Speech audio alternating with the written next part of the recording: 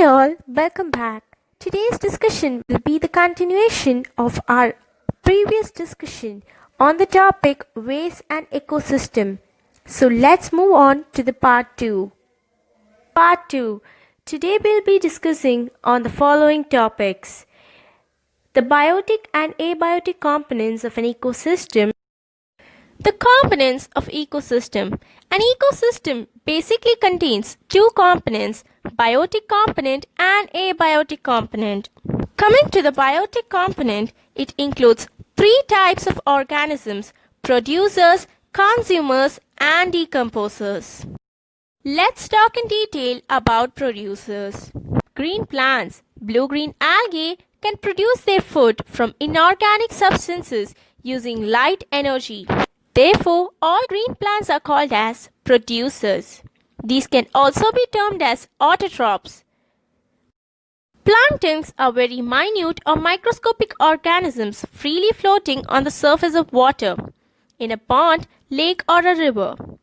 These planktons can be of two types, phytoplanktons and zooplanktons. The microscopic aquatic plants freely floating on the surface of water are called as phytoplanktons. The microscopic aquatic animals freely floating on the water are called as zooplanktons. Let's discuss about consumers. These are organisms which consume other organisms or their products as their food. All animals belong to this category.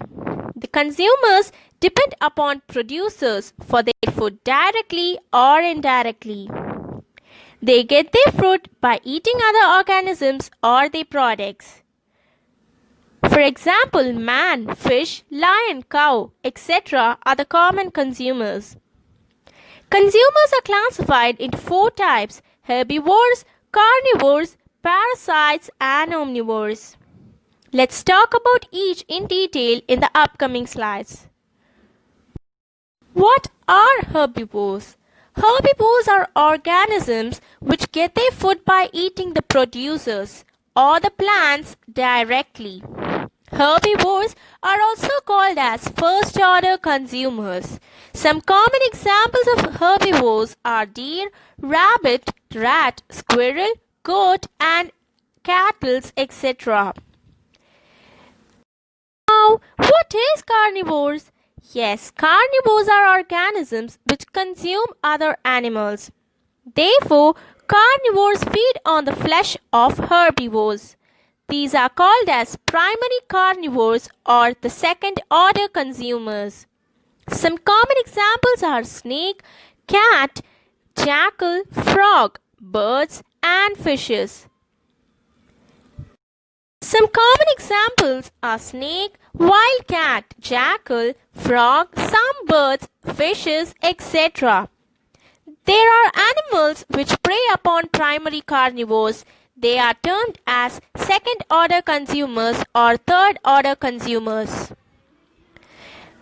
For example, owl, peacock, tiger, lion, etc. are some second-order carnivores and may be eaten up by the third-order carnivores. The carnivores which are not preyed upon are further called as top carnivores. For example, lion is a top carnivore. Omnivores. Omnivores are organisms which feed on both plants and animals. Human beings are a common example of omnivores because they eat both plants and animals.